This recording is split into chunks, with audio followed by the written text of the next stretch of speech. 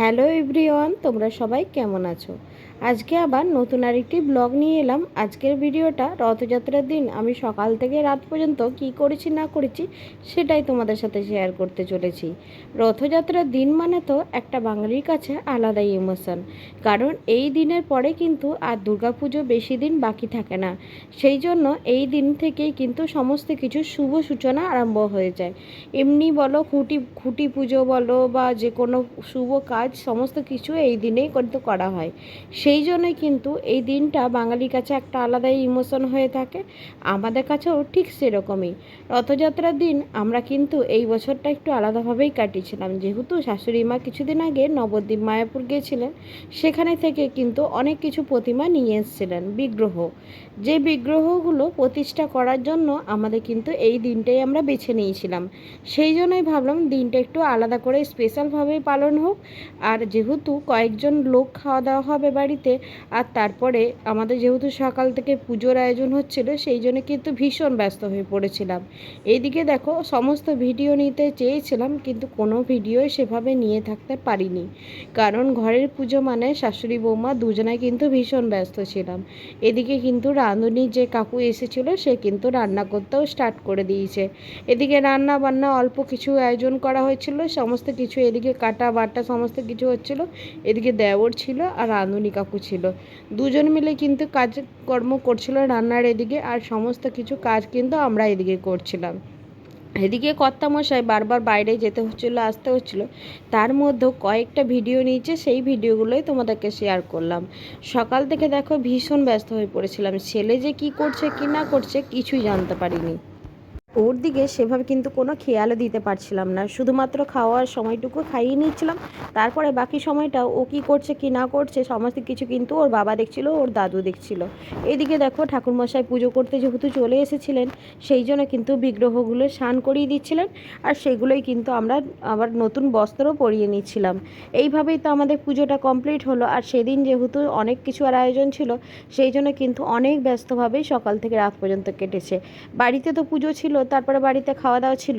এছাড়াও কিন্তু আমাদের বাড়ির বাইরে একটা কিন্তু রথ আসে, সেই রথটা ভীষণ বড় হয়। আর আমাদের থেকে দুটো বাড়ি পরেই কিন্তু সেটা হয়, ইস্কনের যে একটা মন্দির আছে আমাদের এখানে, সেখান থেকে হয় কিন্তু। সেই পুজোটাও যেহেতু ছিল, সেই জন্য কিন্তু আরও ব্যস্ত ছিলাম।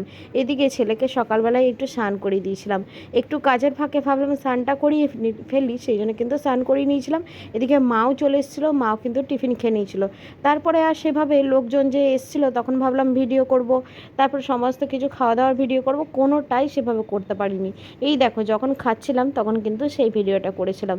শুধুমাত্র খিচুড়ি নিয়েছিলাম, একটা সবজি নিয়েছিলাম আর চাটনি নিয়েছিলাম। এছাড়াও কিন্তু পাঁপড় ছিল, মিষ্টি ছিল, চাটনি ছিল, তারপরে কিন্তু বেগুনি ছিল। কোনোটাই আমি সেভাবে নিয়েও নি আর ভিডিও ক্লিপও নিতে পারিনি। ওই যে বললাম তোমাদেরকে, যেহেতু নিজের বাড়িতে কাজ থাকলে নিজেতে একটু ক্লান্তি ভাব লাগে, তারপর সারাদিন এত ব্যস্ত থাকি সে আর বলার কথা নয়। আবার বিকালবেলায় যখন সবাই বাড়ি চলে যাচ্ছিল, তখন কিন্তু মনটা ভীষণ খারাপ লাগছিল। এদিকে বাবার মাও তো বাড়ি চলে যাচ্ছিল, আমার থেকে মনটা ভীষণ খারাপ লাগছিল অদ্রিতের। ও কিন্তু ও ঠাকুমার কোলে চুপটি করে বসে পড়েছিল। তারপরেই দেখো, আমাদের এখানে যেহেতু রথ আসবে, সেই জন্য কিন্তু আমরা 7টা থেকে বাইরে বসছিলাম। কিন্তু এইবারে কি হয়েছে জানি না, রথটা আসতে কিন্তু ভীষণ দেরি করছিল, সেই জন্য সবাই মিলে বসে বসে একটু গল্প করছিলাম। আর এখানে দেখো রথটা কাছাকাছি চলে এসেছে, আর কত লোকের ভিড় ছিল সে তো আর বলার কথা নয়। এত এত লোক ছিল, শুধু লোকের মাথাগুলোই দেখা যাচ্ছিল। সেই জন্যই ভাবলাম সামনে থেকে একটু এগিয়ে যায়, তাহলে রথের দড়িটা একটু টানতে পারবো। ওই যে বলেন না, রথের দড়ি টানলে শুভ, সেই জন্যই কিন্তু রথের দড়িটা টানাটা উচিত। ওই জন্যই ভাবলাম একটু সামনে এগিয়ে যাই, তারপরে কিন্তু রথের দড়িটা টানবো। অদ্রিতকে নিয়ে যায়নি, অদ্রিতকে ও কিন্তু ওর বাবা আগেই নিয়ে গেছিলো, সেই জন্য আর নিয়ে গেলাম না পরে আমাদের সাথে, কারণ ভিড়ই অনেক ছিল। তারপর ওকে নিয়ে গেলে তখন যদি আবার বেরোতে না পারি মানে সময় মতো, তখন আবার অসুবিধা হবে, সেই জন্য আর গেলাম না।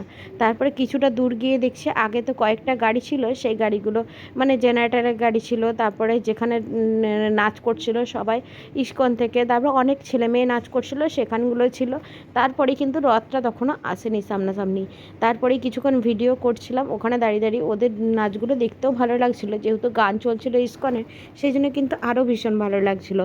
আর এই রথের দিনে আমাদের কিন্তু এই রকম প্রত্যেক বছরই, আজকে প্রায় 3-4 বছর ধরে এই অনুষ্ঠানটা পালন হয়, ওই জন্য কিন্তু এটা 8 দিন ধরে বেশ দেখতেও ভালো লাগে।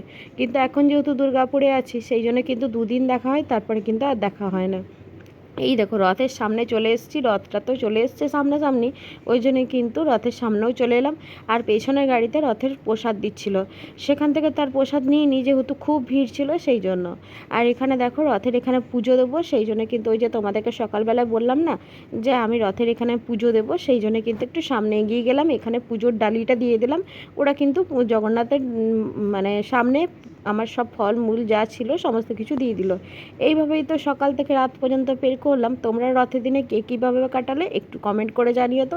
আজকের মতন টাটা। আর আজকের ভিডিওটা তোমাদের কেমন লাগলো সেটা একটু জানিও। যদি ভিডিওটা ভালো লাগে তাহলে একটা লাইক, কমেন্ট আর শেয়ার করে দিও। টাটা সকলকে, সবাই ভালো থেকো, সুস্থ থেকো। আবার নতুন আরেকটি ভিডিও নিয়ে আসবো। ততক্ষণের জন্য তোমরা সবাই ভালো থেকো। আর আমার পেজটাকে যারা এখনও তোমরা ফলো করোনি তারা কিন্তু ফলো করে দিও।